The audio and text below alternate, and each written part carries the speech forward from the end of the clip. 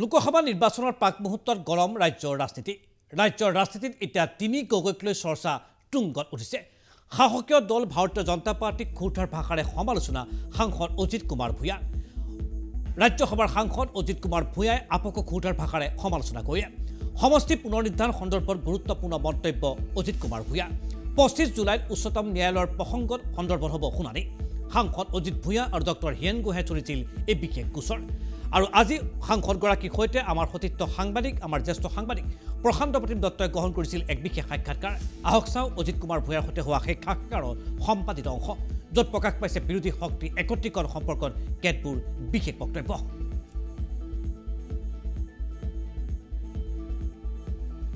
হয়, দেৱজিৎ ভূঞা, দেশৰ লোকসভা নিৰ্বাচনৰ দিন যিমানে চমু চাপি আহিছে, ঠিক সমান্তৰালভাৱে অসমতো ইয়াৰ প্ৰভাৱ পৰিছে আৰু অসমৰ ৰাজনীতিক দলসমূহেও তেওঁলোকৰ নিজা নিজা কুচকাৱাজ আৰম্ভ কৰিছে। অতি শেহতীয়াকৈ যদি আমি চাবলৈ যাওঁ অসমৰ ৰাজনীতিত কি চলি আছে বুলি যদি আপুনি সোধাই বা যি প্ৰশ্ন কৰিছে সেই প্ৰশ্ন যদি আমি চাবলৈ যাওঁ যে শেহতীয়াভাৱে অসমৰ ৰাজনীতিত তিনি গগৈৰ প্ৰসংগ বিশেষভাৱে স্থান লাভ কৰিছে। আপৰ প্ৰসংগ উত্থাপন হৈছে। আপে বৰ্তমান সময়ত বিজেপিৰ এজেণ্ট নেকি সেই বিষয়টো চৰ্চা চলিছে। সমান্তৰালভাৱে যিহেতু লোকসভা নিৰ্বাচনৰ পূৰ্বে অসমত সমষ্টি পুনৰ নিৰ্ধাৰণৰ প্ৰসংগ উত্থাপন হৈছে, সকলো বিষয়ৰ ওপৰত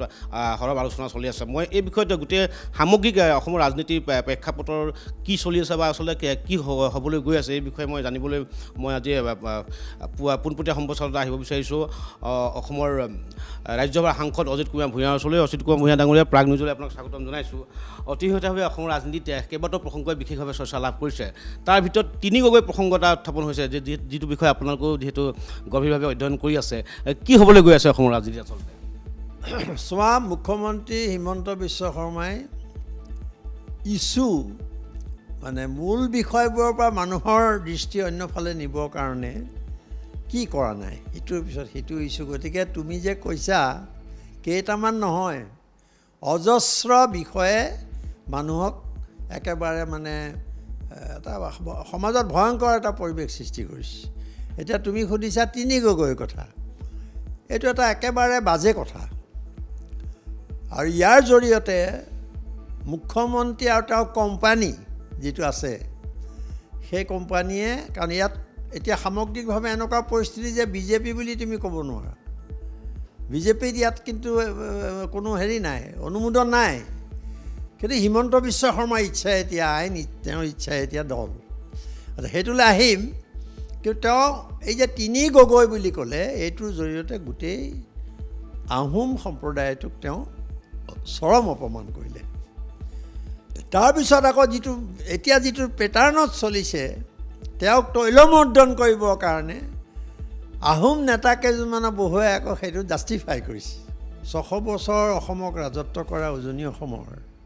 আৰু লগতে সামগ্ৰিকভাৱে মানুহক সমাজখনক অপমান কৰিলে। এতিয়া পবিত্ৰ মাৰ্ঘেৰিটাৰ কথা কৈছে বা তপন গগৈ। পবিত্ৰ মাৰ্ঘেৰিটাটো নিজে গগৈয়ে লিখিবলৈ বাদ দিলে, সৰু কথা কৈছে। আৰু তপন গগৈ, মাৰ্ঘেৰিটা, যিকেইজন তাত বহি আছে, কালি বাতৰি কাকতত ফটো ওলাইছে, টিভিত ফটো ওলাইছে। মই এটা সুধিম যে 6 জনগোষ্ঠীৰ জনজাতিকৰণৰ প্ৰশ্নত তেওঁলোকে কি কৰিলে?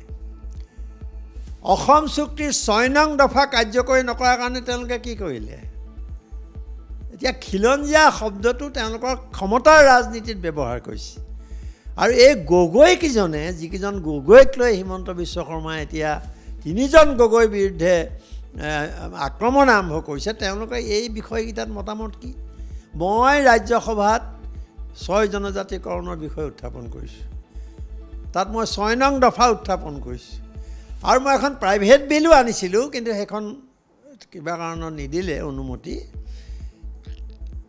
তেতিয়া তেওঁলোকে কি কৰিছিলে? তাততো তেওঁলোক এইবোৰ প্ৰশ্ন কৰোঁতে বহি আছিল। AGP, বিজেপি, এই মানুহকেইজনৰ ভূমিকা কি? সেইকাৰণে মই কৈছোঁ যে ই আহোম সম্প্ৰদায় আৰু সামগ্ৰিকভাৱে অসমৰ সমাজখনক কলুষিত কৰিছে এনেকুৱা মন্তব্যই। আৰু এইবোৰ খুব মানে কি ক'ম আৰু এইটো শব্দই বিচাৰি পোৱা নাই কিন্তু এই গগৈ যি প্ৰসংগৰ অন্তৰালতে বা তাৰ আলম লৈয়ে কিন্তু আপৰ যিটো ৰাজনীতি আপৰ ৰাজনীতিটো বিশেষভাৱে প্ৰভাৱ পৰা দেখা গ'ল কমল কুমাৰ মেধিয়ে এই প্ৰসংগত এটা তেওঁ ফেচবুক পোষ্ট কৰিছিল আৰু তাৰপিছত তেখেতক দলৰ পৰা তেওঁক নিলম্বন কৰা হৈছে আৰু তাৰ পৰৱৰ্তী পিছতেই কমল মেধিয়ে কৈছে যে আপৰ বৰ্তমানৰ যিগৰাকী সভাপতিগৰাকীয়ে কিন্তু বৰ্তমানৰ মুখ্যমন্ত্ৰী নিৰ্দেশত উঠা বহা কৰা বুলি কৈছে গতিকে আপোনালোকৰ দৃষ্টিত বা আপোনাৰ দৃষ্টিত সঁচাকৈ আপে বিজেপিৰ এজেণ্ট হিচাপে কাম কৰি আছে নেকি মই ঠিক এজেণ্ট হিচাপে কাম কৰি আছে বুলি কথাটো নকওঁ কিন্তু দলৰ এজন অসমৰ উপসভাপতি কমল মেধিয়ে যদি তেনেকুৱা এটা অভিযোগ আনিছে তেতিয়াহ'লে এইটো গুৰুত্বপূৰ্ণ আৰু কমল মেধিয়ে মই মিডিয়াত যিমান দেখিলোঁ কালি ৰাতি আহি তাত কিন্তু তেওঁ ক'তো আপৰ বিৰুদ্ধে কোৱা নাই তাত তিনি গগৈৰ বিৰুদ্ধে কৈছে বৰং তেওঁ কোৱা কথাখিনি একেবাৰে সম্পূৰ্ণ মানে আপৰ সপক্ষত কৈছে সেইকাৰণে মই সভাপতিগৰাকীয়ে কাৰ উঠা বহা কৰিছে নাই দলটোৱে বিজেপিক হয় এইটো কিন্তু ভাৰতবৰ্ষত চৰ্চা হৈছে এতিয়া আপৰ ভূমিকাই শেহতীয়াকৈ ৰাজনৈতিক মহলত ব্যাপক চৰ্চা লাভ কৰিছে আৰু এইটো মই বেছি ক'বলৈ নাযাওঁ যে তেওঁলোকে বিৰোধী ঐক্য বিচাৰিছে নাই বিচৰা একেটা ভুঁৱলি কুঁৱলি আৰু মাজতে পাটনালৈ গৈছে কেজৰিৱাল আৰু কেজৰিৱাল কেতিয়া বিৰোধী দুৱাৰে ঘূৰি ফুৰিছে যেতিয়া তেওঁৰ ক্ষমতাটো আকৌ অৰ্ডিনেঞ্চ দি পেলাই লৈ গ'ল আইনখন আহিব এতিয়া সেইকাৰণে সমৰ্থন বিচাৰিছে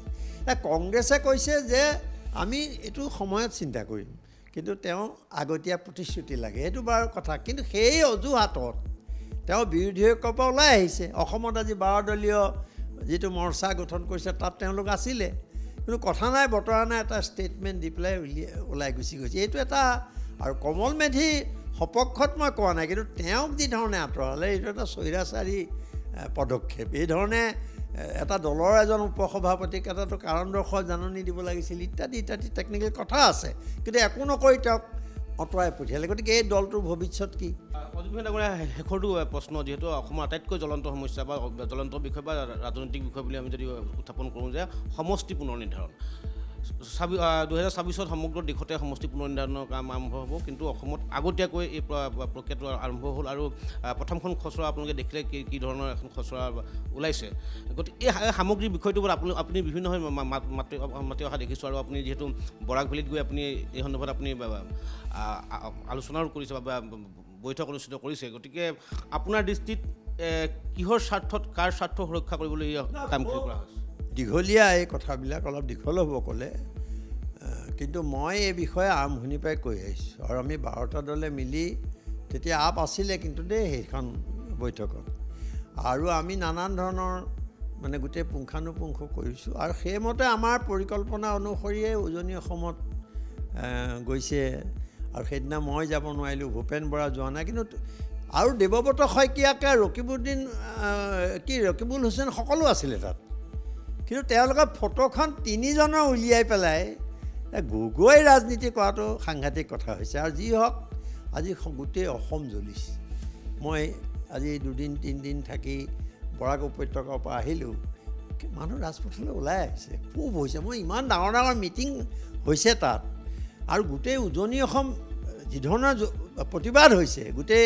একাংশ মিডিয়াত খুব ভালকৈ ফ'কাছ কৰিছে এইবিলাক কিন্তু ভূঞা লগতে মুখ্যমন্ত্ৰীগৰাকীয়ে কৈছে বা অসম চৰকাৰ বা অসম মন্ত্ৰীসভাখনে কৈছে তেওঁলোকে যে ক'তো অসমত প্ৰতিবাদী হোৱা নাই বুলি কৈছে কিন্তু মুখ্যমন্ত্ৰী এইবোৰ কাৰণটো বিখ্যাত মই এইটোৱে কৈছোঁ সভাবিলাকত যে মুখ্যমন্ত্ৰীৰ ইণ্টেলিজেঞ্চ বা তেওঁৰ এজেণ্ট লগাই খবৰ লওক যে তেওঁ এজন মাত্ৰ প্ৰথমে আপত্তি কৰা বুলি ক'লে তাৰপিছত ক'লে প্ৰতিবাদ হোৱা নাই এইবিলাক একেবাৰে মিছা কথাৰ চূড়ান্ত পৰ্যায় পাইছেগৈ হিমন্ত বিশ্ব শৰ্মাৰ মুখত এইবোৰ কথা আচলতে আলোচনা কৰাৰে যোগ্য নহয় এটা ফাল্টু কথা হয় নহয় ৰাতি এদিনে গোটেই চাৰিওফালে মানে বিদ্ৰোহ হৈছে চাৰিওফালে প্ৰতিবাদ হৈছে আনকি বিজেপিৰ ভিতৰত বিদ্ৰোহ হৈছে আৰু এইবোৰ কথাৰ পিছত তেওঁ দাবী ধমকি দি মই বাৰে কৈছোঁ যে পুলিচ আৰু টকা প্ৰচাৰ যন্ত্ৰ তেওঁৰ হাতৰ পৰা উলিয়াই আনক তেওঁ কাইলৈ একেবাৰে মানে এটা বিগ জিৰ' ধমকে বা ভাৰতবৰ্ষত এওঁলোকে যিটো ধমক দি পেলাই ভয় খুৱাই আতংক সৃষ্টি কৰি পুলিচ লগাই নানান এজেঞ্চি লগাই মুখ বন্ধ কৰাৰ যিটো চেষ্টা চলাই আছিলে সেইটো এটা বুমেৰাং হৈছে মানুহে এইবোৰ নুশুনে প্ৰতিবাদ কৰিছে আৰু এই প্ৰতিবাদৰ ফলত নানান সমস্যা মানুহ মুখামুখি হৈছে অকল তেওঁ ইটোৰ পিছত সিটো সমস্যা উলিয়াই মানুহক বিভ্ৰান্ত কৰিছে কিন্তু মই 24 আৰু 26ৰ লক্ষ্য ৰাখি তেওঁ এইখন কৰিছে ইয়াত কোনো সম্প্ৰদায় কোনো মানুহৰ ইয়াত স্বাৰ্থ জড়িত হৈ থকা নাই তুমি যিটো সুধিছা তেওঁ একমাত্ৰ তেওঁৰ স্বাৰ্থ ৰক্ষাৰ কাৰণে আৰু তেওঁৰ যিটো দাদা ব্ৰিগেড আছিলে এসময়ত এতিয়াতো আৰু বিজেপি বুলি একো নাই এই দাদা ব্ৰিগেডৰ শাসন নামবোৰ সকলোৱে জানে এই কেইজনমান মানুহৰ আৰু তেওঁৰ আটাইতকৈ ঘনিষ্ঠ এতিয়া যিটো দল যাক ৰাজনৈতিক অস্ত্ৰ হিচাপে ব্যৱহাৰ কৰি তেওঁ ধৰ্মীয় মেৰুকৰণ কৰিছে এইটো আজমল বদৰুদ্দিন আজমল আৰু তেওঁৰ দুই এজন এজেণ্টৰ স্বাৰ্থ ৰক্ষা কৰি তেওঁ এই গোটেই কামটো কৰিছে যাতে ভৱিষ্যতে তেওঁ আসনখন নিষ্কণ্টক হয় আৰু তাত কাৰো কোনো সন্মানৰ কথা জড়িত নাই তেওঁ অসন্মান কৰিছে মানুহক অপমান কৰিছে ইয়াৰ জৰিয়তে আৰু তেওঁৰ নিজৰ 24 আৰু 26ৰ লক্ষ্য ৰাখি তেওঁ এই কামটো কৰিছে যাতে তেওঁৰ আসনখন গজগজীয়া হয় সেয়া আপোনালোকে টেলিভিশ্যনৰ পৰা দেখিবলৈ পালে আমাৰ সতীৰ্থ জ্যেষ্ঠ সাংবাদিক প্ৰশান্ত প্ৰতিম দত্তৰ সৈতে ৰাজ্যসভাৰ সাংসদ অজিত কুমাৰ ভূঞাৰ এক এক্সক্লুচিভ সাক্ষাৎকাৰ য'ত প্ৰকাশ পাইছে সমষ্টি পুনৰ নিৰ্ধাৰণ আৰু আপ সম্পৰ্কত কেতবোৰ বিস্ফোৰক তথ্য